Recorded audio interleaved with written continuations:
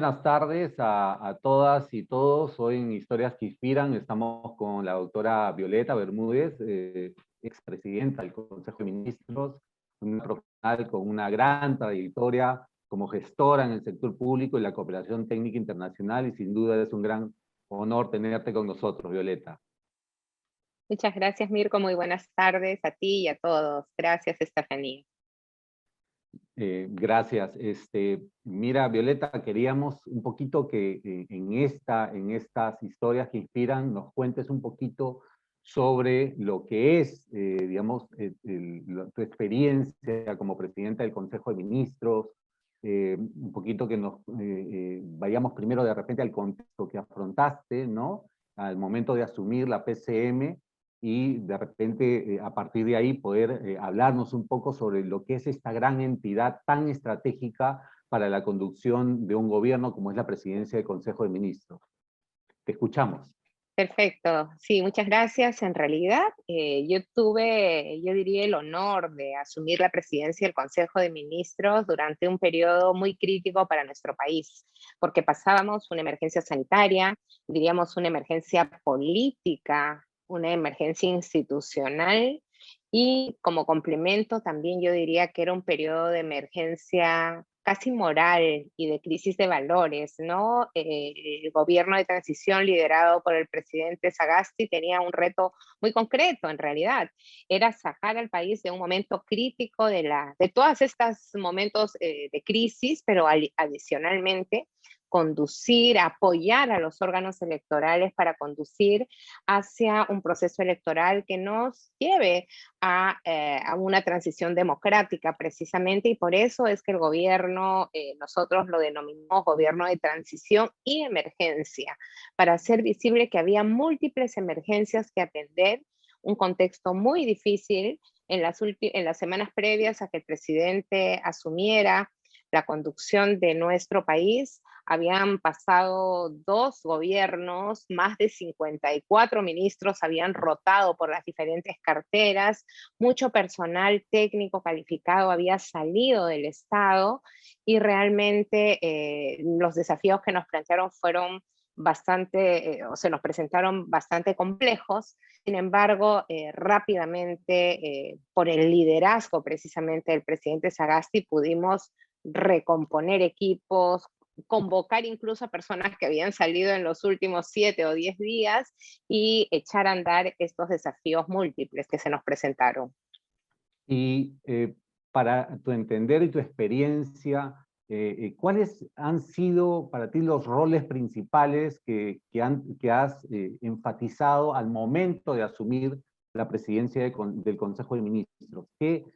¿Cuáles son esos roles que cuando llegas a liderar una entidad tan estratégica hacen de que realmente esta entidad cumpla con su objetivo, ¿no? Y su propósito? Mira, creo que el desafío más grande de quien asume la presidencia del Consejo de Ministros es en el contexto, además en el que nosotros entrábamos, que era el inicio de un nuevo Claro. gobierno, cortito, pero gobierno al fin, es proponerle al presidente los perfiles profesionales de las personas que deberían asumir el liderazgo de cada una de las carteras ministeriales. El presidente Sagasti es una persona muy institucional y en cabal respeto a la Constitución. Tuvo en realidad, yo diría, el gesto democrático de esperar a sentarse conmigo para que yo le propusiera primero los perfiles que en conjunto acordamos que debía, una suerte de requisitos mínimos que debían cumplir las personas que iban a conformar el gabinete del gobierno de transición y emergencia. Y me acuerdo que sentados en su jardín al día siguiente de la juramentación, veíamos, ¿no?, que uno debería tratarse de personas que conozcan de gestión pública. En segundo lugar, que conozcan de la materia que se iban a encargar. Si era la educación, pues conocedores en materia educativa; si era en salud, conocedores en la especialidad de salud, sanidad, etc. En tercer lugar, nosotros vimos que era fundamental también hacer un equilibrio de la procedencia de las personas, personas que vinieran de diferentes lugares de nuestro país, ojalá, pero también personas que en realidad su trayectoria profesional las legitimara como tales, y no pensar en que tiene que estar un grupo, otro grupo, no, sino personas diversas que conocíamos de su trayectoria por referencias o porque eran personajes públicos que tenían un compromiso con los valores democráticos, y algo que, bueno, le propuse al presidente y él aceptó con mucho beneplácito, es que armáramos un gabinete con equilibrio de género. Y como anécdota te debo contar que en un momento Ajá. en las listas de personas que cumplían con estos perfiles éramos más mujeres que hombres, ¿no?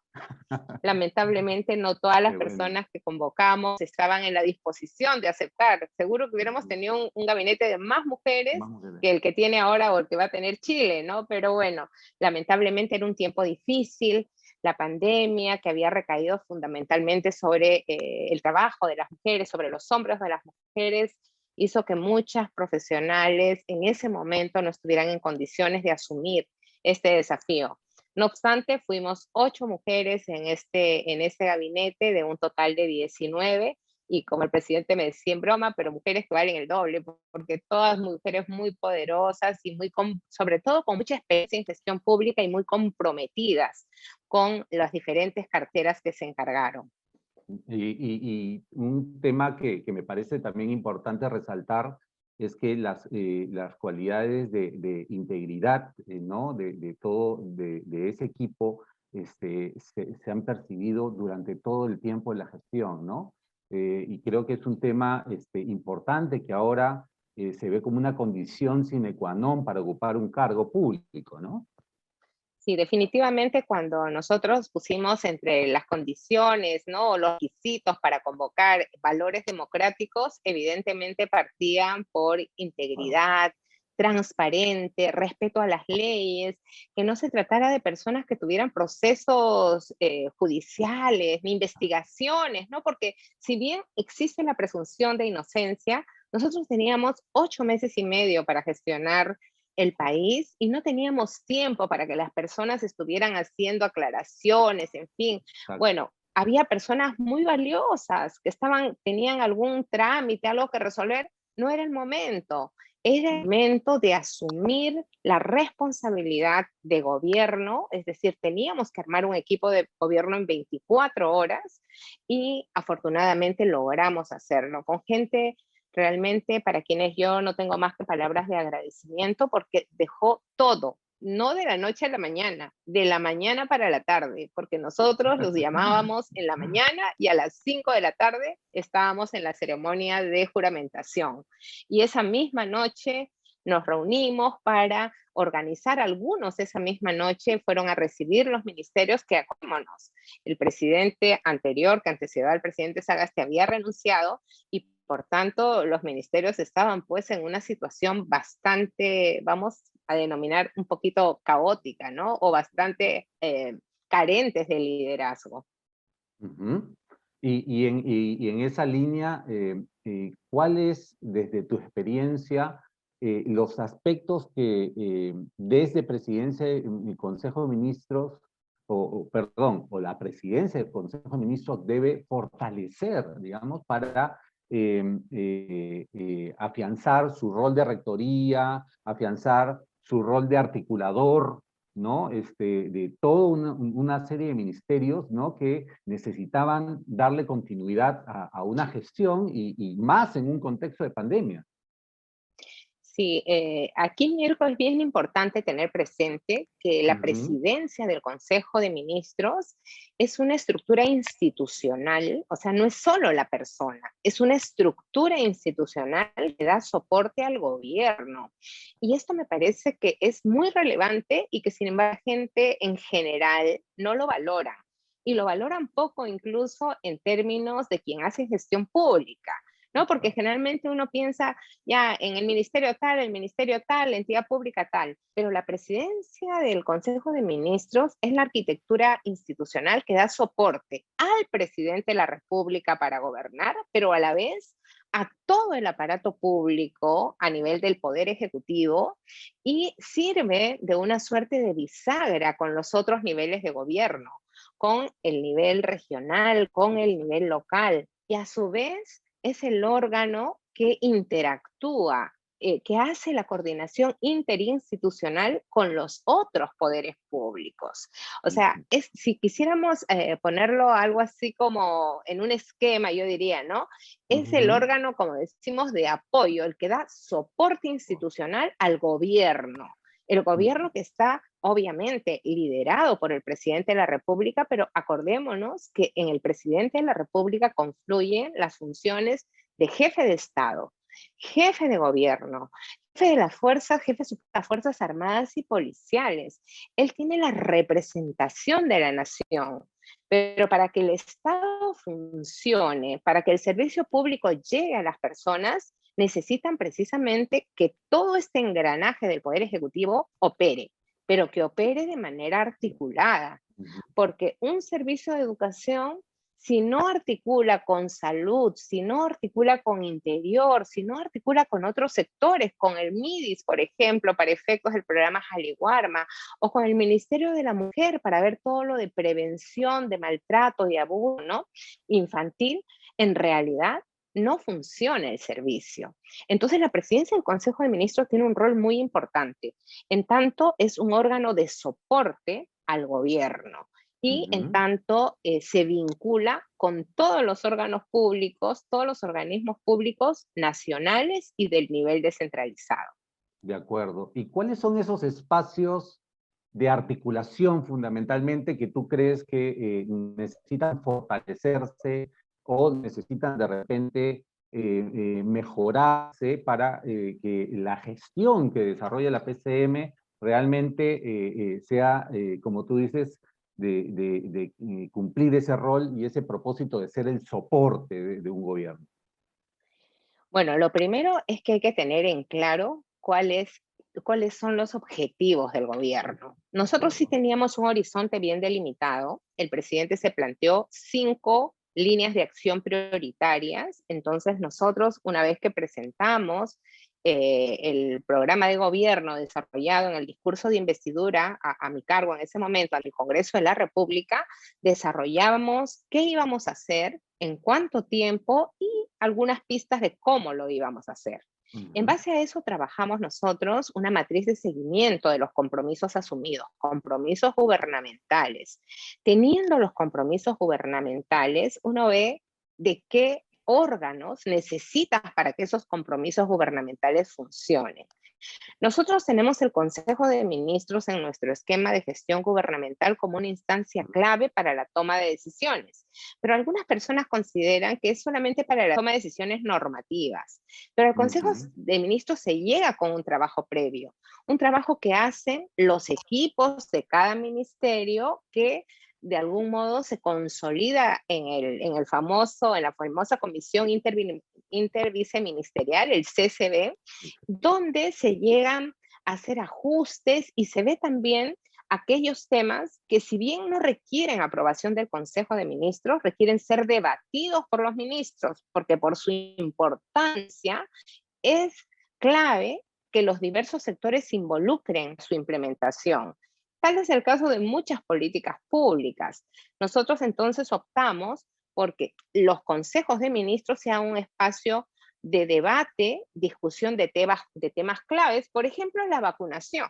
La vacunación la podría ver como siempre lo había hecho en otros casos el sector salud y seguramente lo haría bien, pero dado la magnitud del problema que teníamos que afrontar y de la necesidad de sumar esfuerzos para que el proceso de vacunación sea eficaz, rápido, inclusivo, ¿no? Y pueda haber una distribución equilibrada de las vacunas que iban llegando, estaban proyectadas en ir Ujú. llegando por lotes determinados, decidimos presentar, discutir el tema en Consejo de Ministros y dentro del Consejo formar un equipo, equipos de trabajo, grupos de trabajo, que es lo que nos permite la Ley Orgánica del Poder Ejecutivo, con tareas concretas y de duración concreta. No comisiones eternas, sino grupos Ujú. de trabajo interministeriales, donde participaba el ministro y el técnico responsable o la ministra y las técnicas o los técnicos responsables. De tal manera que estuviera reunida la persona que toma la decisión política y además quién va a implementar técnicamente la medida. Y nos ha funcionado muy bien. Eso lo hicimos para las vacunas, para el bono 600, lo hemos hecho para todas aquellas iniciativas que nosotros queríamos cumplir, lograr en el marco, en el horizonte de tiempo que nos habían encargado el gobierno del Perú. Sí, porque veíamos siempre de que había un trabajo de alguna manera muy articulado, por ejemplo, con el Ministerio de Defensa, el Ministerio de Salud, Relaciones Exteriores, Exactamente. digamos, ¿no? Y Presidencia del Consejo de Ministros, porque claro, el contexto también obligaba, digamos, porque estábamos en un proceso o un contexto en que recién prácticamente empezábamos a ver o a terminar las contrataciones de la vacuna y a la vez estar recepcionando, digamos, todas las vacunas que iban llegando. Y veíamos siempre, te veíamos a ti, a la ministra de Defensa, no, a todo el equipo siempre en una articulación permanente, ¿no? Con Claro, salud, etcétera, ¿no? es que para vacunación, o sea, en la estrategia del abordaje de la pandemia, nosotros definimos 3 líneas centrales: Mm, prevención, atención y vacunación. Y cada una de estas líneas requería del concurso de varios sectores, pero a la vez de la participación intergubernamental, porque nosotros vivimos en un país, además, que es descentralizado a nivel de lo que significa la gestión de gobierno, pero a la vez hay responsabilidades que corresponden pues al gobierno regional y hay potencialidades que tiene el gobierno local para todo lo que significa salud primaria, atención primaria de la salud, pero sobre todo también los gobiernos locales iban a jugar un rol clave en toda la implementación del proceso de vacunación descentralizado, como en efecto lo vienen haciendo, ¿no? Entonces nosotros sí dividimos el trabajo. O sea, si bien la rectoría para el abordaje de la mm, pandemia la tiene salud y siempre la ha tenido salud, los demás ministerios tenían un rol. Identificamos cuál era el rol, por ejemplo, las Fuerzas Armadas y la Policía Nacional tenían el rol del resguardo de los locales de vacunación, pero también del transporte de las vacunas. Acuérdense, ahora tenemos vacunas en abundancia. Cuando nosotros entramos al gobierno no teníamos ningún contrato suscrito, había un acuerdo marco, ¿no? Con la facilidad COVAX, pero no había fecha de llegadas de vacunas. Entonces, y cuando nos anunciaban que iban a llegar en lotes de 100.000, 200.000, 50.000, etcétera, teníamos miedo que las vacunas no solamente se pierdan, sino que podían ser objeto de apropiación, ¿no? Ustedes saben la delincuencia, como en efecto se produjeron casos en relación, por ejemplo, al oxígeno, que habían mm. asaltos en carretera para robar los balones de oxígeno. Entonces sí necesitábamos involucrar a los diversos sectores para responder a los problemas críticos que atendíamos.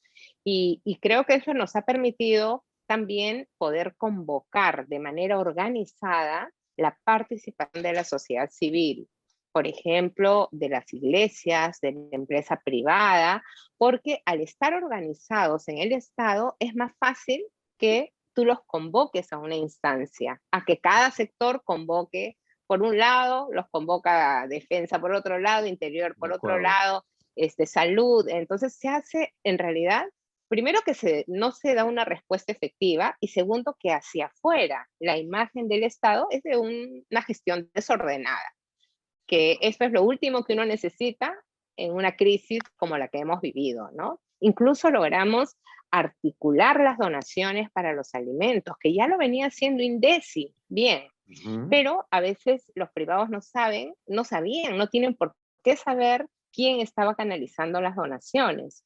Entonces decíamos, "No, la cosa es que lleguen. Nosotros si internamente tenemos el referente a dónde van a llegar, es más fácil comunicarlo hacia afuera". Y bueno, así lo hicimos y creo que los resultados fueron bastante positivos, ¿no? De acuerdo. Una forma de organización que realmente se vio que tuvo evidencias y resultados concretos, ¿no? Y eso es lo que se agradece, digamos, y se recuerda mucho de parte de la ciudadanía. ¿Y cómo ves en proyección y cómo quieres o te imaginas que debería ser la presidencia del Consejo de Ministros tal vez de acá a unos 5 o 10 años? ¿no? ¿Cómo quisieras que sea esa visión ideal, digamos, de PCM? Yo considero que la presidencia del Consejo de Ministros debe continuar porque yo creo que ya hace varios años ha empezado un camino a consolidarse como un centro de apoyo al gobierno. O sea, Ujú, el presidente de la República necesita no solo un equipo de asesores. Los asesores ujú, son personas que nos pueden ayudar, orientar, responder a la demanda inmediata, atender una emergencia, pero un gobierno tiene que conducir los destinos del país y debe ser vigente quien quiera que esté liderando. Porque nosotros tenemos un sistema en el que cambiamos de autoridades cada 5 años y no puede ser que cada 5 años cambie toda la estructura de gobierno. Que venga alguien con ujú. grandes ideas que de repente son muy buenas y que quiera cambiar todo lo que se ha ido acumulando en el conocimiento de la gestión pública. En esa medida yo vislumbraría una presidencia del Consejo de Ministros muy consolidada, muy fortalecida en las secretarías de línea que tiene. Ujú, En la presidencia del Consejo de Ministros tenemos la rectoría de la modernización de la gestión del gestión Estado, pública. tenemos la rectoría de la integridad pública y la lucha contra la corrupción, que claro, se tiene que hacer de manera articulada con la Contraloría y con otras entidades públicas, pero es la rectoría a nivel del Poder Ejecutivo, ¿no? Y de los gobiernos descentralizados. Asimismo, está la rectoría de la planificación estratégica. Nosotros, está adscrito a la presidencia del Consejo de Ministros el Centro de Planeamiento Estratégico.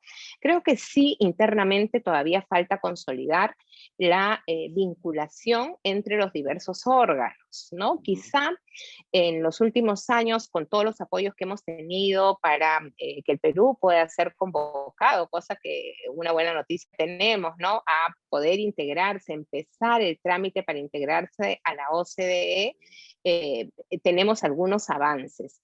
Pero creo que la gran debilidad es que todavía no se ha implementado la ley del servicio civil y por tanto podemos quedarnos, como decimos en gestión pública, con las cajitas, es decir, con las oficinas, con las Cierto. secretarías, pero si no tenemos a las personas idóneas para que lideren cada una de estas cajitas de la estructura del Estado, en realidad tendríamos una modernización de papeles y lo que queremos es una modernización real, que tenga resultados en la vida de la gente, porque para eso está el Estado. El Estado está para brindar mejores servicios a la ciudadanía utilizando de manera eficiente y con integridad los recursos públicos. Y eso lo hace un profesional del servicio civil. Y puede cambiar de presidente, pueden cambiar las cabezas políticas, pero todo ese cuerpo, ¿no? Todo ese cuerpo que gerencia el Estado debe mantenerse. Y de un modo, creo que eso ha garantizado que podamos sobrevivir los últimos 5 años con 4 presidentes distintos, con múltiples cambios en los sectores, y sin embargo, hemos podido, como Estado peruano, brindar servicios a la gente. Excelente. Y tú has hablado de un tema que es muy importante, ¿no? Las cajitas necesitan un liderazgo y queríamos apelar en nuestros últimos minutos de la entrevista a un poco, bajo tu experiencia, cuáles son esas cualidades que debe de proyectar y evidenciar los líderes que asumen funciones públicas en el más alto nivel y qué organizaciones de repente deben estar más involucradas en esta formación de estos líderes que visionan y quieren involucrarse en la gestión pública. Bueno, yo creo que después de mi experiencia, vamos a decir, de mi aplicación efectiva, ¿no? De muchos conocimientos que uno va acumulando a lo largo de la experiencia profesional, de los estudios, mi experiencia tan próxima, vamos a decir, a las instancias más altas de poder en el Ejecutivo y vinculándome con las cabezas de los otros poderes públicos, creo que el que un líder cuente, ¿no? Con valores democráticos, sea un líder que actúe con integridad, con coherencia entre el discurso y la práctica, y sobre todo que sea muy transparente, es clave. Me parece que es fundamental, o sea, si una persona no tiene nada que ocultar, en realidad no entiendo por qué no expone, o sea, cualquiera puede exponer su vida al frente cuando no tiene nada que ocultar y puede salir al frente de acusaciones injustas porque la administración pública es ingrata y a veces te llueven denuncias, te sacan historias. A mí me dijeron que había sido hasta asesora del presidente Vizcarra cuando yo nunca he trabajado con él. En fin, a uno me han acusado de morada, después me han acusado de roja, como si además fuera, yo no pertenezco a ningún partido político, ni nunca he pertenecido, pero además como si fuera una afrenta, cuando los partidos políticos se supone que son las organizaciones que tienen la vocación de gobernar un país. Pero adicionalmente, me parece que es clave saber escuchar. Yo tengo el honor de trabajar con un presidente que escuchaba a sus ministras, a sus ministros, nos escuchaba, analizaba, podía cambiar de opinión si le dábamos argumentos, una persona receptiva, pero también que nos dejaba tarea cuando a veces él necesitaba respuestas y no las tenía, porque era un trabajo de equipo. Entonces a mí me parece que saber escuchar en un líder es fundamental. Y una vez que se toma una decisión en un gobierno, tiene que haber una armonización. O sea, uno puede decir todo lo que quiera porque es necesario el debate, no hay que tener miedo al debate, por supuesto un debate respetuoso. Pero una vez que se toma una decisión de gobierno, todos los que están en el gobierno teníamos que alinearnos, porque si no, no tiene sentido formar parte de un equipo. Y en el momento que alguien discrepa, o al menos yo pensaba, ¿no? Gracias a Dios que no me pasó, pero si hubiera existido algún momento en que no hubiera compartido esa decisión, yo creo que corresponde que uno también dé un paso a un lado y deje gobernar. Entonces, sí me parece que este sentido de equipo, de debate, debate alturado, pero debate fundamentado, decisiones basadas en evidencia, es fundamental. Y por tanto, un líder tiene que saber escuchar, pero también tiene que saber tomar decisiones. Porque finalmente, en el caso del presidente de la República, si hay mucha discrepancia y llega un punto en que hay una posición irreconciliable, él es el líder y como líder tiene que asumir esa decisión. Y una vez que se asume la decisión, los demás tenemos que apoyar en su implementación, ¿no? Entonces creo que esas son cualidades claves en un líder. Capacidad de escucha, capacidad de diálogo, capacidad también de cambiar de ideas, porque muchas veces no siempre tenemos la postura correcta. Y bueno, si es una persona que respeta los valores democráticos, estoy segura que tendríamos pues el escenario perfecto. ¿Qué entidades son las responsables? Yo estoy convencida que los partidos políticos son las responsables, a pesar que tenemos los partidos políticos tan venidos a menos, en el sistema democrático es la única forma de llegar al poder, salvo estas crisis políticas a las que llegamos nosotras, pero eso no es lo De que se acuerdo. espera. Esto es crisis, respuesta a la crisis, pero eso no es lo deseable. Lo deseable es que quien llegue al poder o quienes lleguen al poder sea producto de una elección democrática. ¿A través de qué? De la competencia entre partidos políticos. En consecuencia, yo creo que los partidos políticos son fundamentales. Un partido político no es que tiene que poner a todo el personal para que atienda el Estado. El partido político tiene que tener los criterios claros para saber a quiénes convoca y para respetar también los servidores y servidoras públicas de carrera. Entonces me parece que mientras los partidos políticos no asuman ese rol de liderar la formación de líderes políticos, de nuevos líderes políticos, estamos con un problema muy serio. No puede ser que el mismo que quiere ser presidente, quiere ser alcalde o quiere ser lo que sea, pero quiere ser elegido. No puede ser. Se No puede supone que ser. si yo quiero ser presidenta, me preparo para ser presidenta de la República y hago mi formación, oriento mis acciones, ¿no? Mi capacitación a ellos. Si quiero ser alcaldesa, mi rol es otro.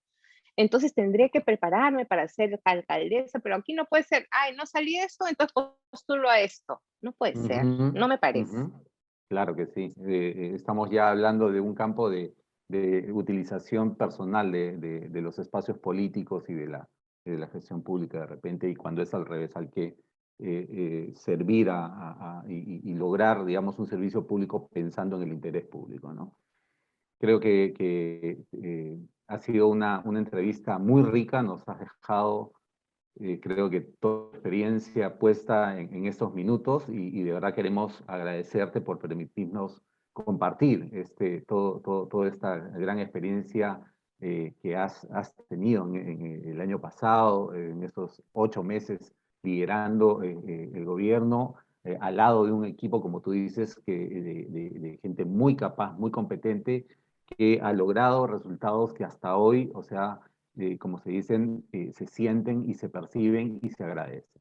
De verdad, muchísimas gracias, doctora Violeta Bermúdez, y gracias por estar con nosotros en estas historias que inspiran, y te cedemos la palabra para tus palabras finales en este pequeño espacio.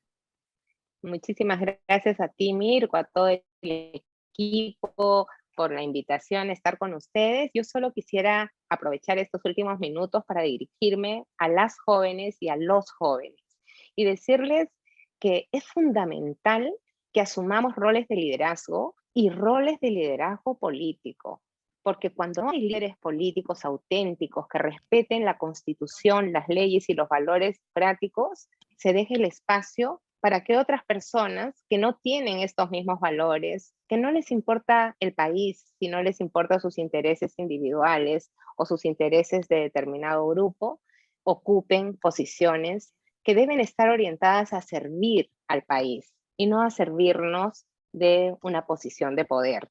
Creo que es el momento en que en nuestro país hablemos las cosas claras y asumamos también las responsabilidades de nuestra ciudadanía. Y una parte de nuestra responsabilidad es asumir cargos de liderazgo político, con integridad, con transparencia, con respeto al prójimo y siempre pensando en el bienestar de nuestro país. Muchas gracias.